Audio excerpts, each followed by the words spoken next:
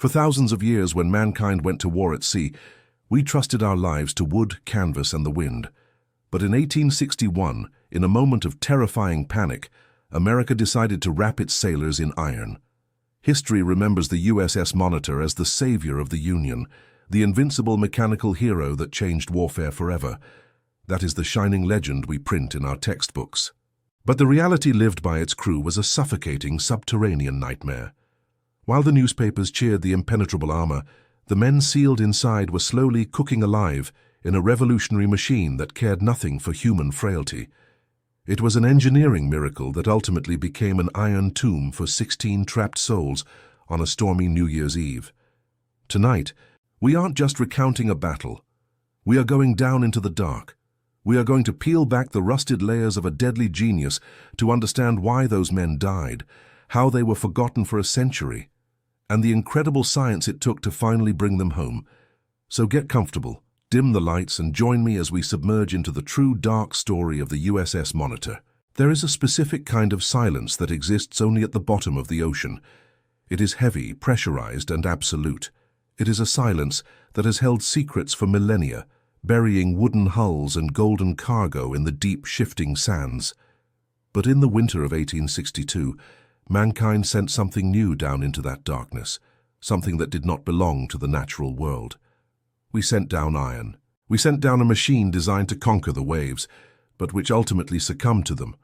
For over a century, 16 men lay entombed within that iron shell, sealed inside an engineering miracle that became their coffin. Their names faded into archives, their faces blurred in tintype photographs left on mantels, waiting for a return that never came. The story of the USS Monitor is usually told as a triumph, a moment of thunder and smoke that changed warfare forever, and it was that. But before the glory, and long after the guns fell silent, there was the machine itself, a cold, indifferent beast of riveted plates and steam engines that demanded a human price for its existence.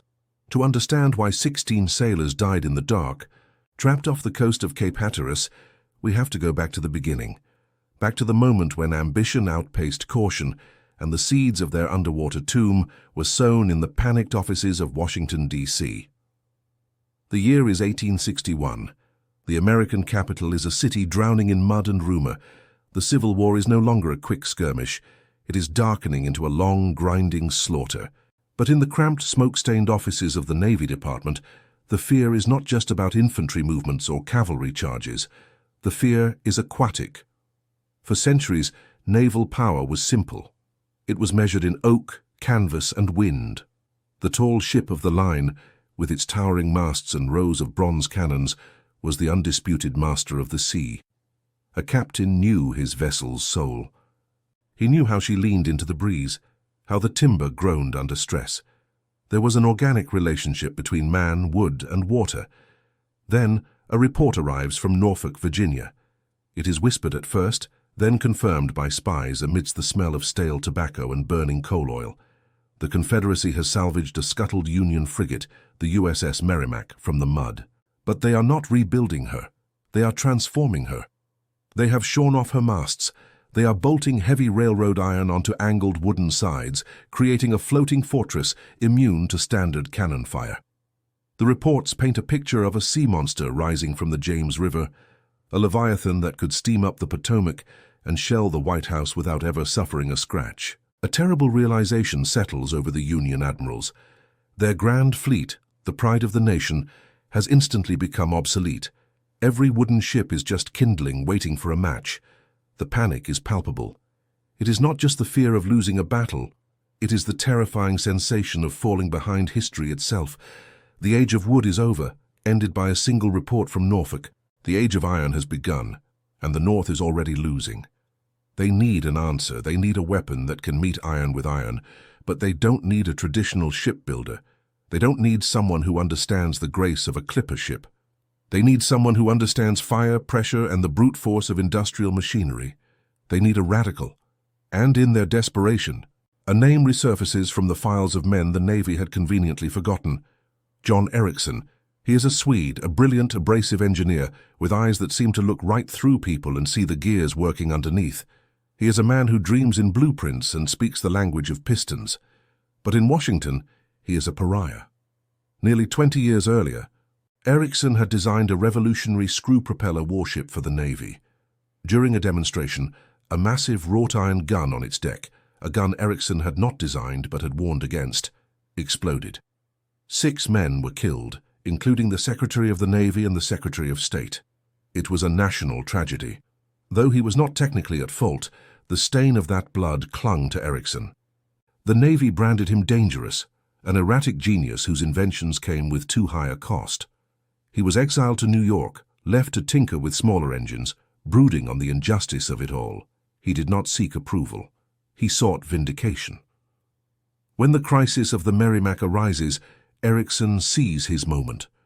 He does not come hat in hand, begging for a second chance. He arrives with the arrogant certainty of a man who knows he is the only one capable of saving them. He is not interested in building a better wooden ship. He wants to build something that defies every established rule of naval architecture. He wants to build a machine that just happens to float. Erickson is not driven by patriotism. He is driven by a cold, hard obsession to out-engineer war itself. He wants to create a weapon so overwhelmingly superior that it renders the enemy's efforts laughable. He is looking for revenge through perfection, and he is prepared to take risks that the old admirals in their gold braid cannot even fathom. He travels to Washington with a cardboard model in his trunk. It looks like nothing anyone has ever seen. It looks less like a ship and more like a bizarre industrial appliance. In the presentation room, surrounded by skeptical officers whose careers were built on sail and rigging, Erickson unveils his vision. The reaction is immediate revulsion. Where are the masts? Where are the towering sides to deflect waves? Where are the broadsides of 20 cannons?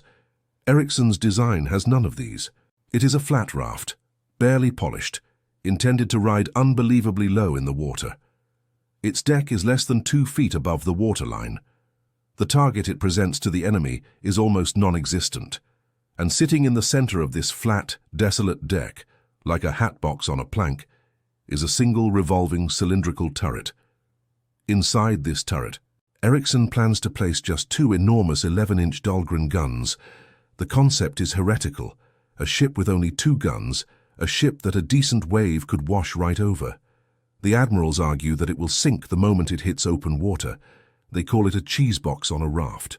They call it an iron coffin. They look at the diagrams and see a disaster waiting to happen. But Erickson is relentless. He argues with the kinetic energy of a steam hammer. He explains that the low profile makes it impossible to hit. He demonstrates how the revolving turret means it doesn't need to turn the whole ship to aim. It can fire in any direction instantly. It is not a ship designed to sail, it is a floating gun platform designed to kill. The board is unconvinced. They see a death trap. But the reports from Norfolk keep coming, each more alarming than the last. The Confederate ironclad is nearing completion. The Union Navy is out of time. Erickson plays his final card. He looks the board members in the eye and makes a promise that sounds like madness. He guarantees he can build this impossible vessel from scratch in 100 days. And if it fails to perform exactly as he promises, the government will not owe him a single cent. It is a wager of staggering proportions. He is betting his fortune, his already fragile reputation, and the fate of the Union blockade on a design that exists only on paper. The sheer audacity of the offer stuns the room into silence. They have no other choice. With great reluctance and a lingering sense of dread, the Navy accepts. The contract is signed. The clock begins ticking. The seed of the Iron Tomb is planted. The construction of the USS Monitor is less like shipbuilding and more like the frantic assembly of a complex, untested industrial engine. It does not happen in a single shipyard, with the rhythmic sound of adzes shaping timber. It happens in foundries and machine shops, scattered across the Northeast, amidst the deafening roar of bellows and trip hammers. Erickson, operating on little sleep and fueled by nervous energy, serves as the central brain of a chaotic nervous system. He draws detailed plans in the morning, and by afternoon telegrams are flying to contractors in New York, Baltimore, and Massachusetts. The process is a logistical nightmare. The technology required to build the Monitor barely exists. No one has ever rolled iron plates of the thickness Erickson demands for the turret, 8 layers of 1-inch iron bolted together to form an impenetrable shield. foundries struggle to produce them. The plates arrive warped, brittle, or cracked and have to be rejected, eating into the precious 100-day deadline. Ericsson is redesigning the ship even as it is being built. He realizes the original engine design isn't powerful enough to turn the massive turret, so he sketches a new auxiliary engine on the fly. He invents a new type of anchor hoist that can be operated from below deck so no sailor has to expose himself to fire. The ship is assembled like a Frankenstein monster, piece by heavy piece brought together at the Continental Iron Works in Greenpoint, Brooklyn. Workers stare at the strange components arriving by barge and rail. Massive curved sections of the turret, the delicate complex gears of the engine, the hundreds of tons of flat deck plating. It doesn't look like a vessel that belongs in the water. It looks heavy, ungainly, and profoundly unnatural. As the hull takes shape low and flat on the slipway, the skeptics gather. The newspapers, always hungry for a disaster, dub the project Ericsson's Folly. Crowds gather at the shipyard fences, taking bets on whether the contraption will capsize the moment it touches the East River. But inside the yard, there is no time for doubt. There is only the unrelenting pressure of the calendar. The cost of this speed is human. The shipyard operates 24 hours a day, 7 days a week. At night, the skeletal frame of the monitor is lit by sputtering torches and gas lamps, casting long, dancing shadows against the ironwork. The noise is indescribable. The ceaseless hammering of rivets, tens of thousands of them, creates a metallic din that can be heard for miles. Men work in clouds of coal smoke and iron dust that coat their lungs. They work double shifts, exhausted, their movements becoming mechanical. In such an environment, accidents are inevitable. The records of the construction are mostly silent on this, focusing on tons of iron delivered and rivets driven. But in the margins of the grand endeavor, fingers are crushed between heavy plates. Hot rivets fall, burning through canvas aprons and flesh. Men trip on the cluttered decks and break bones. These injuries are treated quickly, quietly. A man is carried off and another steps into his place before the hammer misses a beat. There is no time to stop. The war will not wait for a broken leg. The spectre of the Merrimac looms over every swing of the hammer.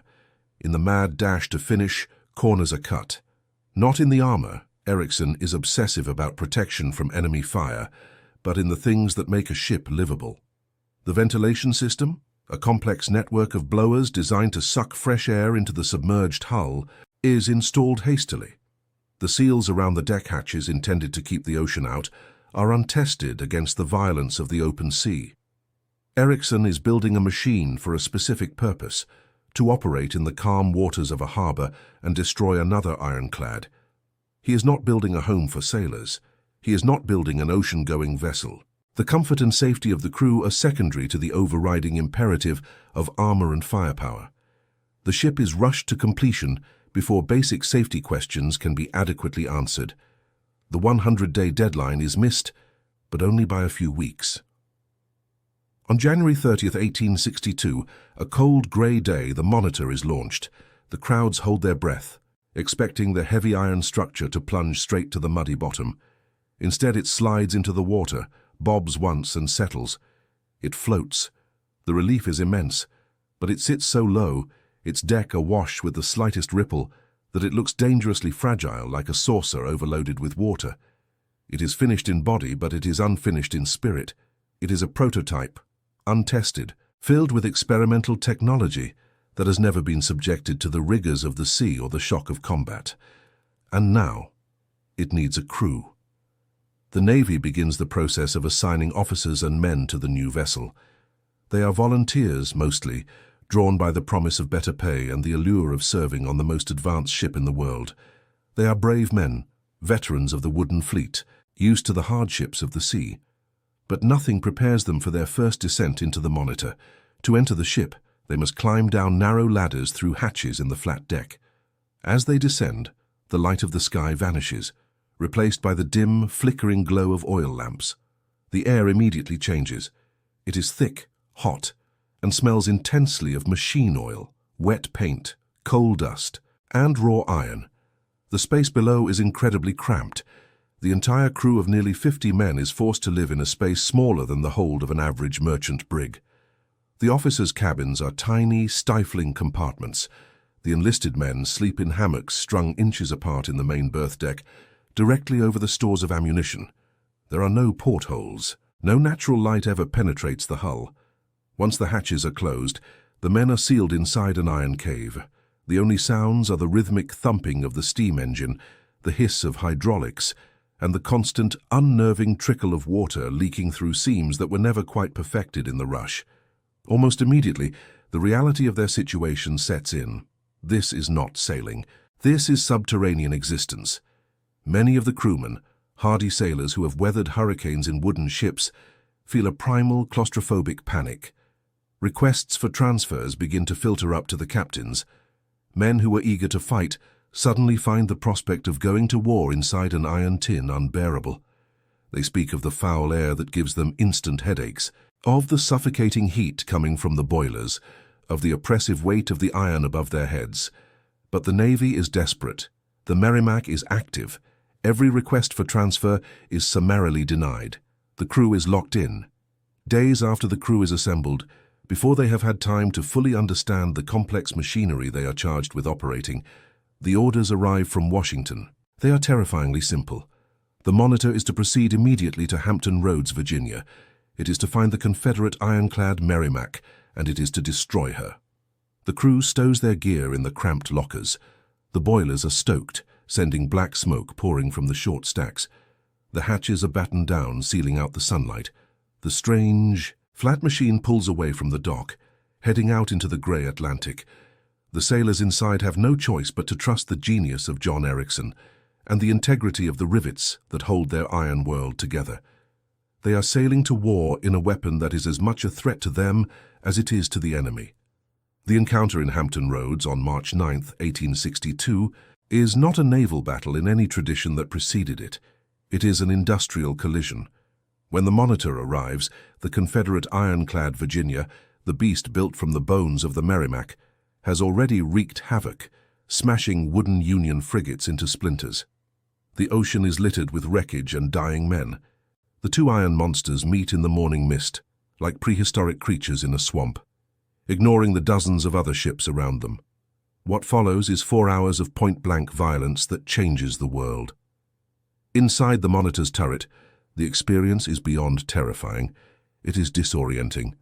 The small steam engine that turns the turret groans and whines, spinning the 80-ton structure wildly at first, making it impossible to aim. The gun crews, stripped to the waist and sweating in the cramped iron circle, heave the massive 11-inch Dahlgren guns back and forth, struggling to time their shots as the firing ports rotate past the enemy. When they fire, the concussion inside the sealed turret is deafening, a physical blow that leaves ears ringing and noses bleeding from the pressure change. Smoke fills the small space instantly, stinging eyes and throats. But the true horror begins when the Virginia fires back. When a 100-pound solid shot from the Confederate ship strikes the outside of the Monitor's turret, it does not sound like a cannonball hitting wood. It sounds like a sledgehammer striking a vast church bell. The impact is so profound that men inside are knocked off their feet, stunned, their teeth rattling in their skulls. The iron walls do not break, but they vibrate with a violence that threatens to shatter bone. One shell strikes directly against the pilot house, a small iron box on the forward deck where the captain is peering through a narrow eye slit. The explosion blinds him instantly with powder and iron dust. For hours, they hammer each other at ranges as close as 10 yards. They fire until their ammunition runs low, and in the end they drift apart. The Virginia is leaking. The Monitor is dented but unbroken. It is a tactical draw, but a strategic victory for iron. The wooden navies of the world have been rendered obsolete in a single afternoon. The news travels instantly along the telegraph wires. The North, starving for a victory, goes mad with relief. The strange, ugly little raft is hailed as the savior of the Union. The Ericsson's folly becomes the nation's shield. Almost overnight, the Monitor becomes a legend. It is celebrated in songs, depicted in lithographs and toasted in saloons from Boston to Chicago. It is dubbed the Yankee cheese box that stopped the rebel monster. The public perception is one of invincibility, of sleek, modern power. But the distance between the legend printed in the newspapers and the reality lived by the crew is vast. While the nation celebrates the impenetrable armor, the men inside are discovering that the ship has another, more insidious way to kill them. As spring warms into summer, and the Monitor remains stationed in the James River on blockade duty, the iron hull begins to reveal its true nature. It is a superb conductor of heat. As the Virginia sun beats down on the flat metal deck, the temperature inside the submerged hull begins to climb.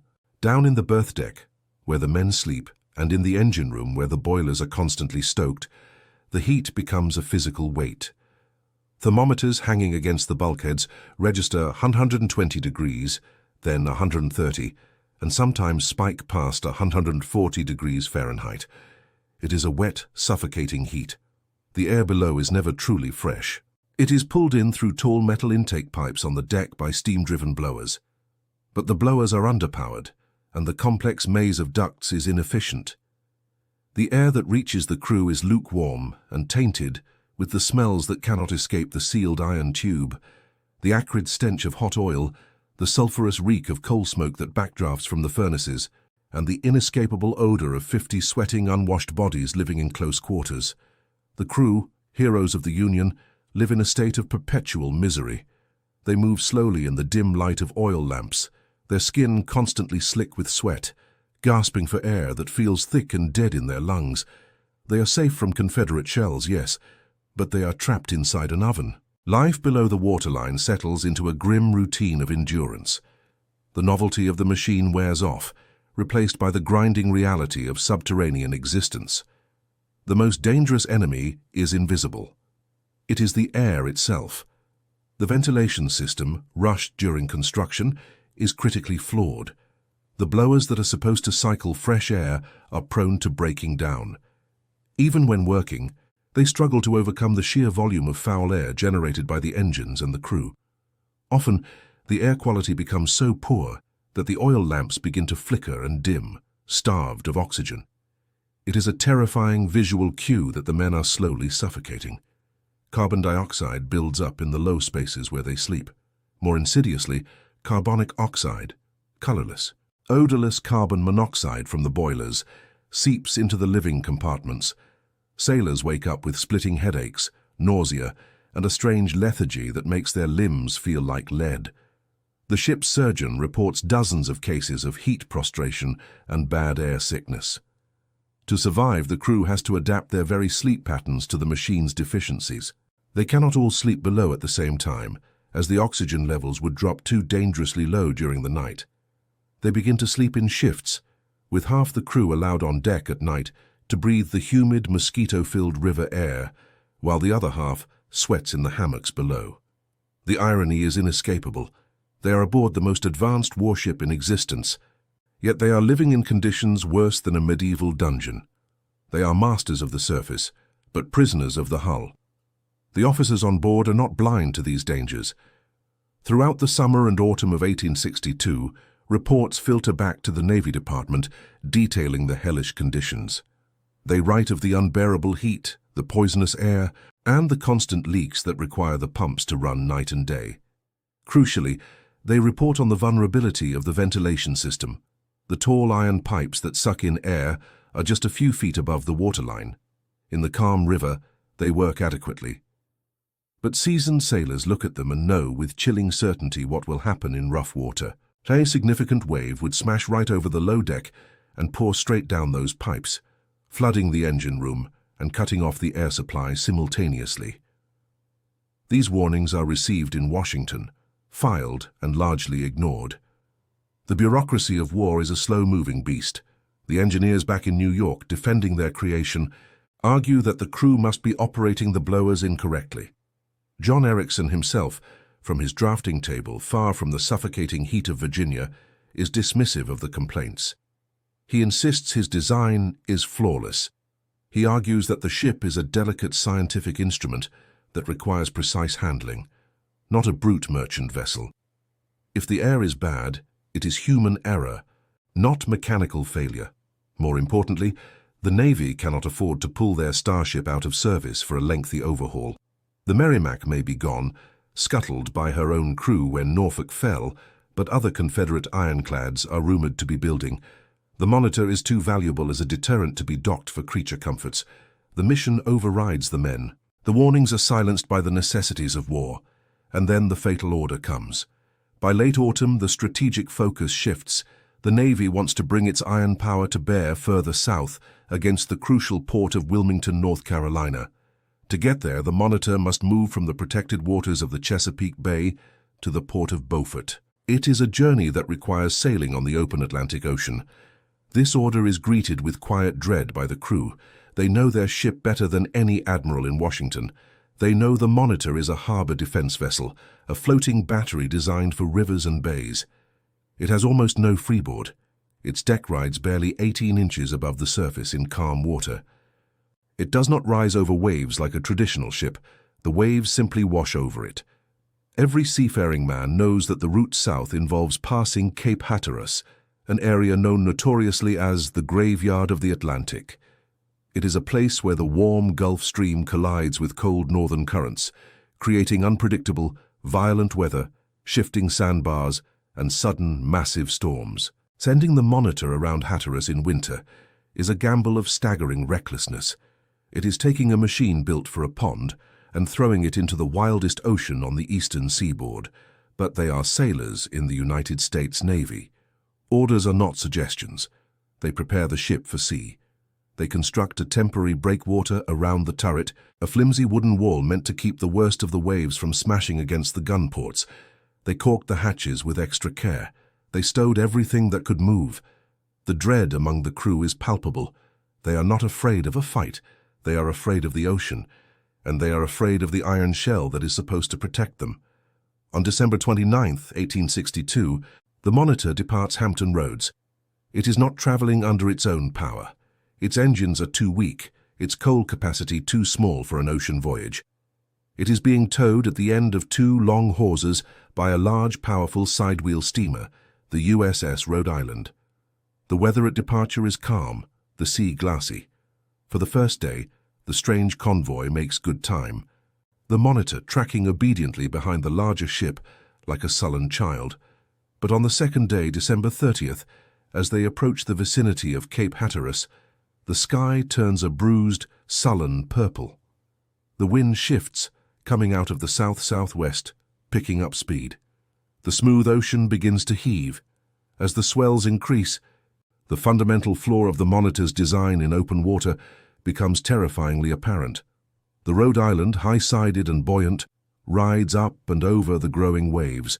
But the Monitor, heavy with armor and sitting low, does not rise. The waves crash directly onto the flat deck.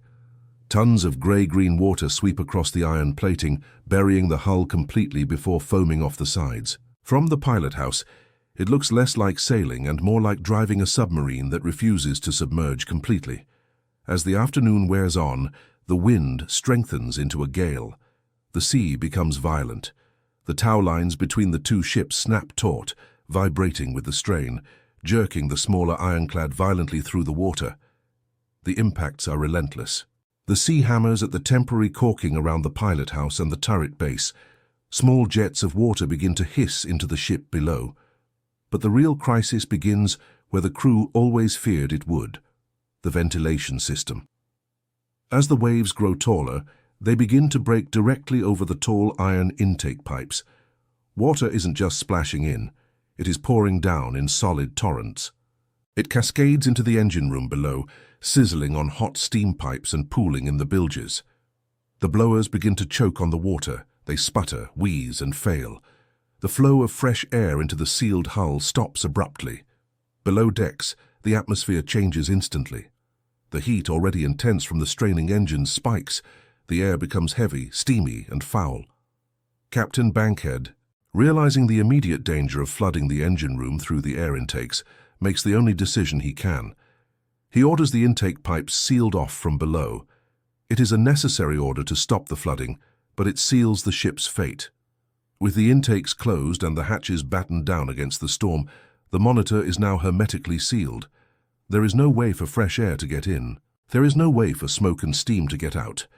The trap, constructed of 6 inches of iron plate, has clicked shut.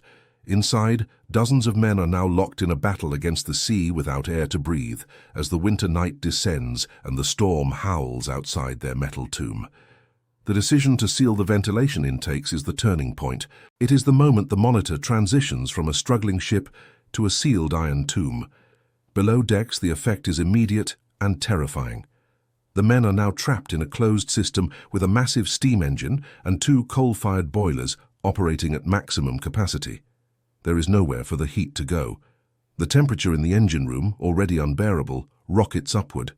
It passes 150 degrees, then 160. The air becomes superheated steam, scalding the lungs with every breath. But the heat is not the quickest killer. The fires in the boilers are voracious. They consume oxygen at a prodigious rate. With the fresh air supply cut off, the fires begin to suck the remaining oxygen out of the living compartments. The oil lamps burn low, flicker, and then many snuff out entirely, plunging parts of the ship into sudden, terrifying darkness, illuminated only by the hellish red glow from the furnace doors.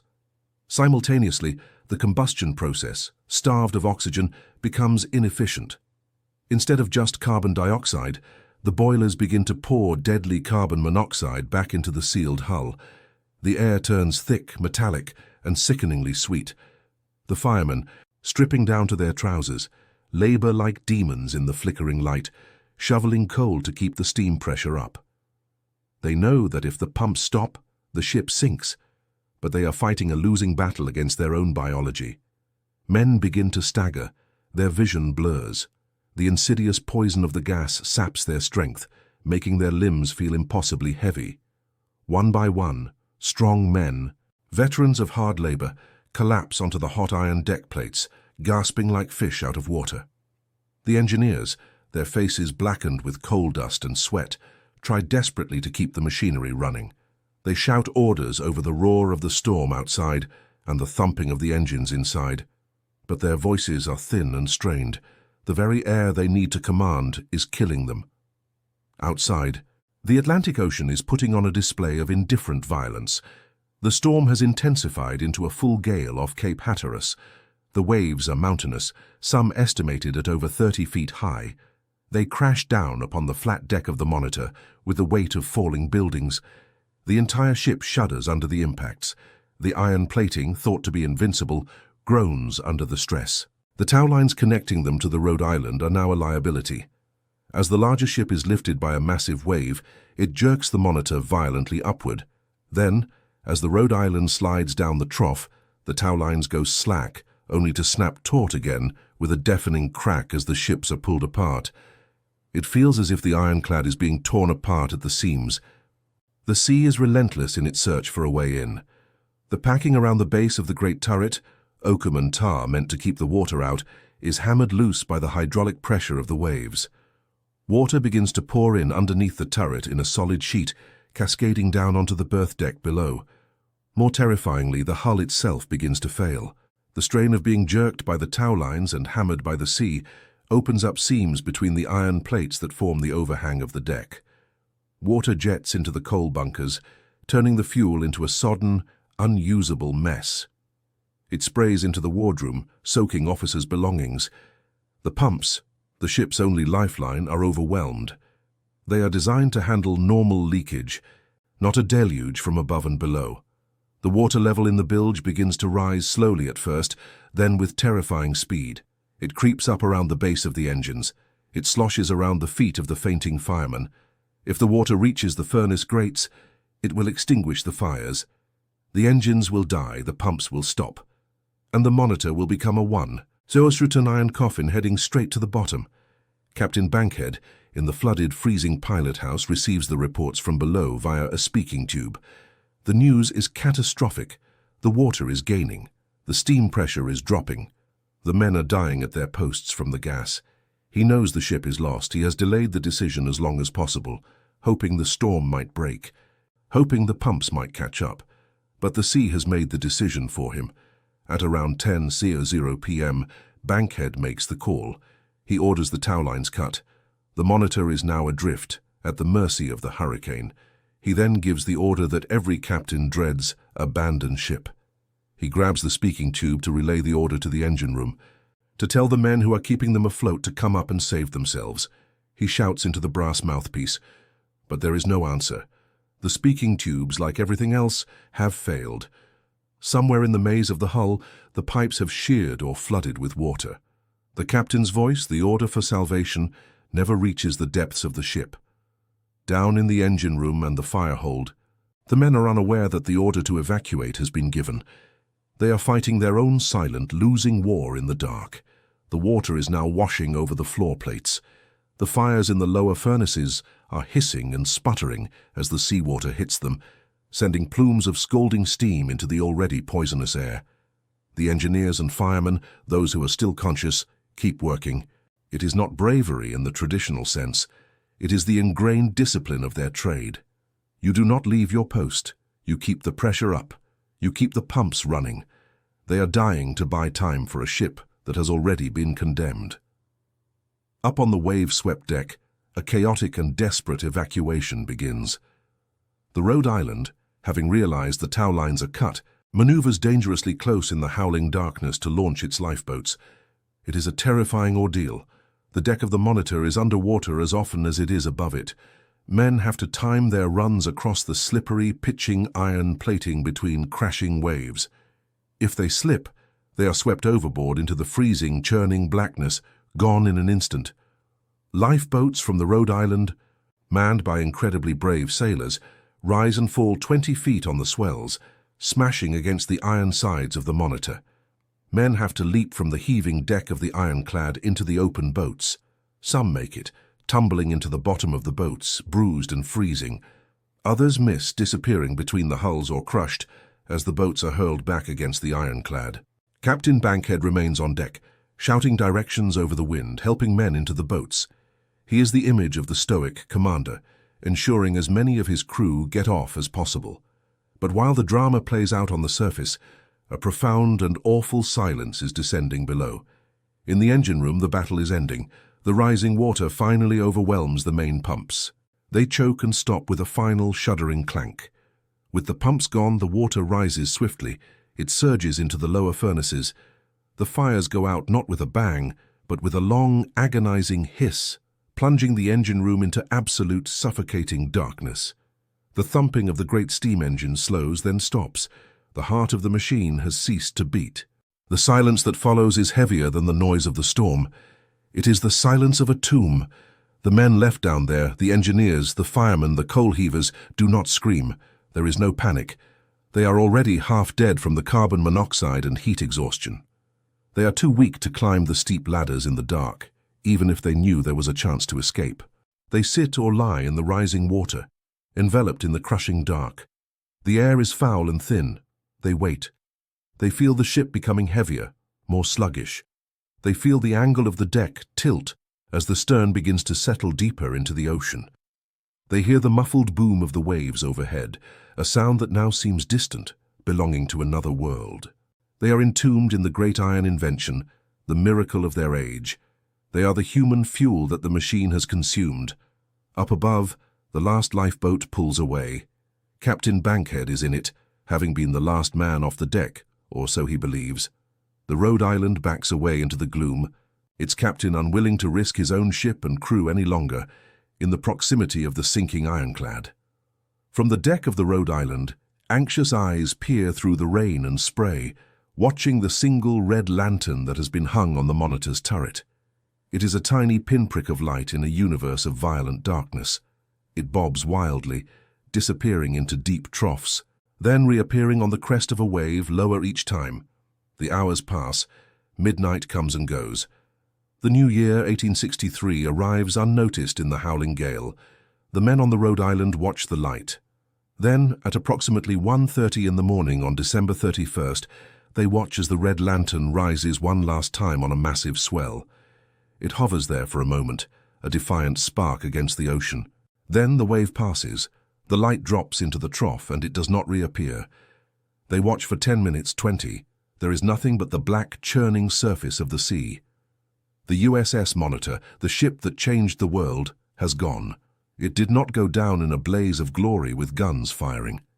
It slipped silently beneath the waves, betrayed by the very water it was built to conquer. taking 16 men down with it into the deep. The storm rages for the rest of the night. By dawn, the wind has dropped, and the sea, having claimed its prize, begins to calm. The sun rises on a desolate, empty horizon. The Rhode Island circles the area, searching for any sign of survivors, any debris. There is nothing. The ocean looks exactly as it did the day before man ever set sail upon it. The news of the sinking reaches the north and is met with a stunned sadness, quickly overshadowed by the massive casualty lists coming from the land battles of the war. The loss of 16 men and one experimental ship is a footnote in a conflict that is consuming hundreds of thousands. The Navy launches an inquiry. It is a quiet affair. Officers are interviewed, reports are filed. The conclusions are polite and vague. The loss is attributed to the unavoidable hazards of the sea and the overwhelming severity of the storm. No one is court-martialed. No naval architects are ruined. John Ericsson's reputation remains largely untarnished. After all, his ship didn't sink in battle. It was defeated by God, not by the Confederacy. The uncomfortable truths, the known defects in the ventilation, the poor seaworthiness, the ignored warnings, are buried in the paperwork, just as surely as the men are buried in the sand off Cape Hatteras. The war is still raging. The Navy needs heroes and legends, not scandals and failures. The myth of the invincible monitor is preserved, while the reality of its final agonizing hours is allowed to fade. The wreck lies in 230 feet of water, too deep for the diving technology of the era to reach. It becomes a ghost story, a coordinate on a chart to be avoided by fishermen who snare their nets on unseen obstructions. The iron hull begins its long, slow process of corrosion, becoming part of the seafloor, a silent monument to the price of progress, holding its 16 crewmen in an eternal, dark vigil. For the ocean, a century is nothing. It is barely a breath. After the surface settled on that freezing New Year's morning of 1863, the USS Monitor began its long, slow exile from human memory. It lay upside down on a sand ridge, 230 feet beneath the churning surface of the Atlantic. Down there, the violence of the storm that sank it was replaced by an eternal, crushing stillness. The light faded to a perpetual indigo twilight, then to absolute blackness. The water temperature hovered just above freezing. In this environment, the great iron experiment ceased to be a machine of war and became something else. It became a geological feature. The salt water, richer in oxygen than the stale air that had killed its crew, began its slow, patient work on the iron plating. Rust formed in blooming orange carbuncles, softening the hard edges of John Ericsson's geometry. Marine life, indifferent to the tragedies of men, claimed the wreck. Sea anemones attached themselves to the armor belt. Schools of amberjacks swam through the gaps where the plates had sprung loose during the sinking. Deep-water corals began to build delicate, branching structures on the thick iron of the turret. And inside that turret, sealed by tons of impacted mud and sand, the 16 men remained. They were perfectly preserved by the cold and the lack of oxygen within the sediment, held in a dark suspension of time, wearing the wool uniforms they had died in. While they slept, the world above them changed with ferocious speed. The Civil War ended. The nation they died for reunited, industrialized, and grew into a global power. Wooden ships disappeared entirely, replaced by massive fleets of steel battleships that were the direct descendants of the crude little raft lying off Cape Hatteras. 2 world wars raged across the oceans, sending thousands more ships and tens of thousands of men to the bottom, adding fresh layers to the Atlantic's vast graveyard. Yet through it all, the Monitor remained lost. It became a phantom. Fishermen knew the area as a place where nets snagged on unseen obstructions, tearing expensive gear. They cursed the unknown snag and moved on. Historians argued over its exact location, drawing conflicting circles on charts. The legend of its invincibility persisted, while the reality of its location faded into myth.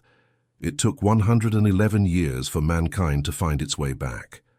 In 1973, a team of scientists from Duke University, leading an expedition searching for the wreck, brought a new kind of eye to the deep ocean. They dragged a sonar fish, a torpedo-shaped sensor, back and forth across the desolate sandy plain of the continental shelf. For days, the sonar screen showed only the monotonous flat line of the seabed.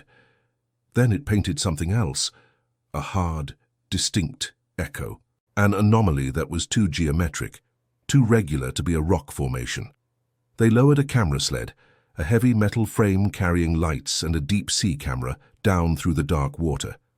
They watched on foggy black and white monitors on the surface as the seafloor came into view.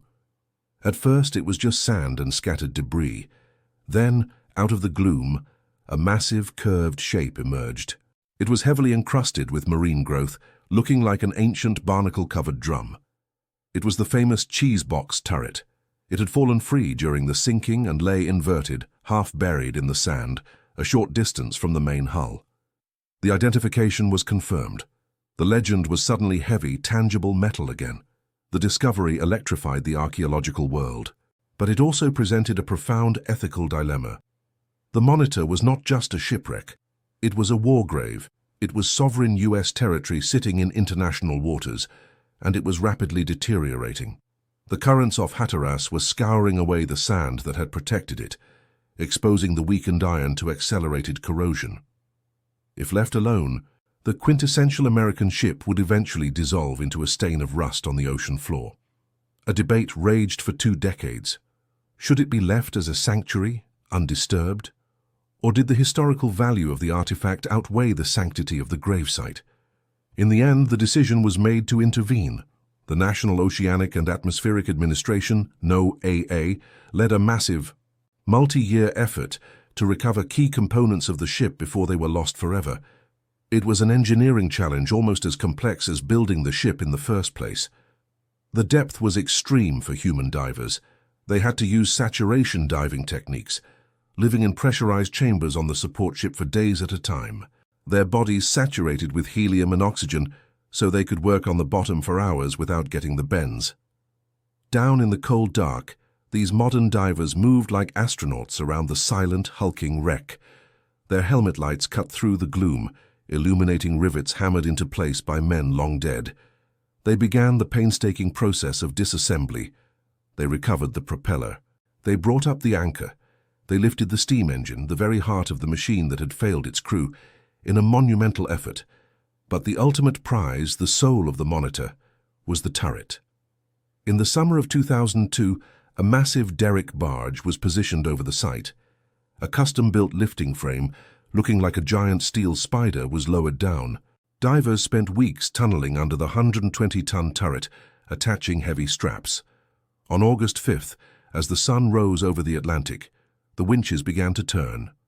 Slowly, agonizingly, the great iron cylinder broke free from the suction of the mud that had held it for 140 years.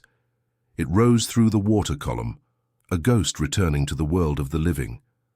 When it broke the surface, the water cascading off its rusted flanks, the observers on the decks of the recovery ships fell silent.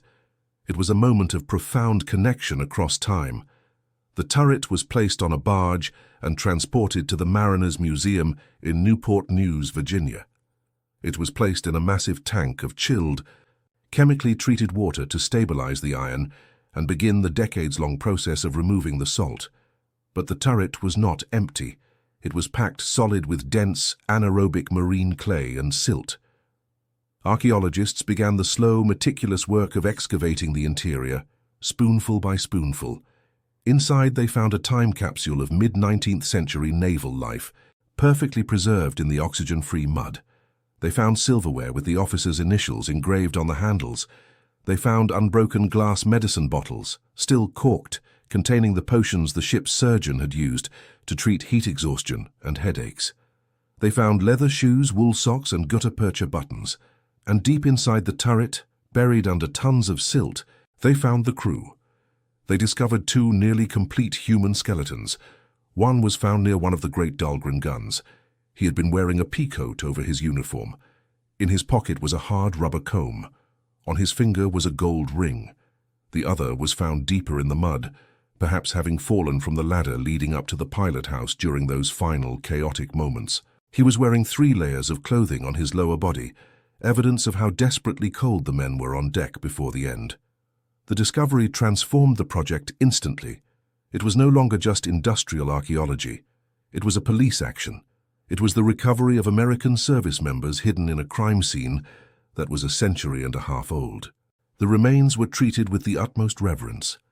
They were transported to the Joint POW-MIA Accounting Command in Hawaii, the premier forensic identification laboratory in the world.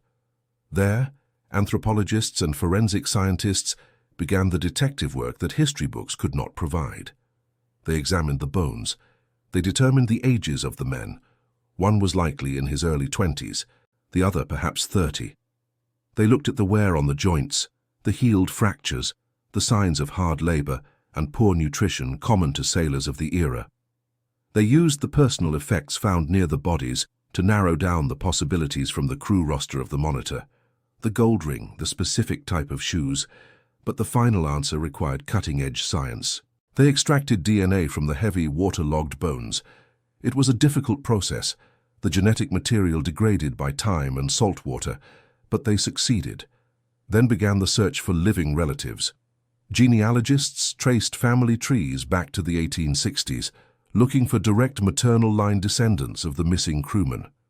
It was a needle-in-a-haystack search spanning generations. Miraculously, they found matches. In 2002, the Navy announced they had identified the remains. The man with the ring was Jacob Nicholas, a Navy fireman. He was 21 years old when he died in the dark. The other man was Robert Williams, a first-class fireman, 30 years old, a Scottish immigrant who had volunteered to serve his new country. For the families of these men, separated by 140 years, it was a surreal moment of closure. The great-great-grandnieces and nephews received phone calls telling them that their long-lost relative, a footnote in family law, had been found. The abstract tragedy became intensely personal. On March 8, 2013, almost exactly 151 years after the Battle of Hampton Roads, Jacob Nicholas and Robert Williams were finally brought home. They were buried with full military honors at Arlington National Cemetery, their flag-draped coffins carried by sailors of a modern nuclear navy that traced its lineage directly back to the ship these men died in.